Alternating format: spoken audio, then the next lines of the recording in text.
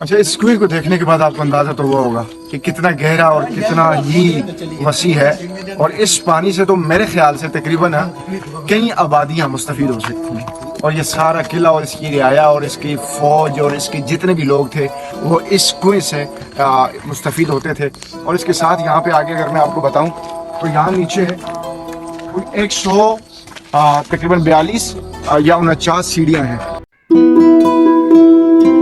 ये जो सीढ़ियाँ हैं 140 या 49 सीढ़ियाँ नीचे जा रही हैं, और नीचे से कुएं का वो पानी भरकर हाथियों के जरिए ऊपर लेके आया जाया करते थे। वो सामने की किस्म आप देख सकते हैं सीढ़ियाँ हैं। बड़े बड़े शाह आए और फिर चले गए, अब बस कुछ खंडरात और निशानियां बाकी है।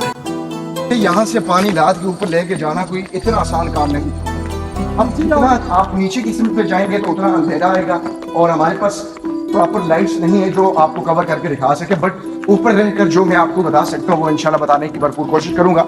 लेकिन इन सीढ़ियों के को देखने के बाद यहाँ मैं पहले बैठ जाता हूँ रिलैक्स होकर। इन सीढ़ियों के ऊपर बैठा हूँ मैं, या मैंने इन सीढ़ियों की जो मेरी पहली नज़र पड़ी तो मुझे पीके फिल्म का वो सीन याद आया जब आमिर खान सीढ़ियों पे बैठ के गाजर खा रहा है और साथ में अपनी को स्टार को ये कहता है कि मेरा रिमोटवा गुम हो गया है, और वो अपनी सारी दास्तान बताता है। तो नाज़रीन, ये सीढ़ियाँ हैं, और ये मैं आपको लाजमी तौर पे बताना चाहूँगा कि आप मगरिब की अजानें होती हैं, उसके बाद यहाँ से नीचे आप लोग मत जाएं, क्योंकि यहाँ पे जिन, भूत और इस तरह की चीज़ें भी आपको, ये चीज़ें, इनका खदशात, इनके ख़तरात आपको हो सकते हैं। स्पेशली मैं ख़वातीन के लिए ये मैसेज देना चाहूँगा, अगर यहाँ से नीचे जाएंगे तो उनके लिए कोई भी ऐसा मसला बन सकता है जो आपकी जान के लिए या आपके बच्चों की जान के लिए नुकसानदेह हो सकता है। अल्लाह पाक हमें और आप सबको अपनी हिफ्ज़-ओ-अमान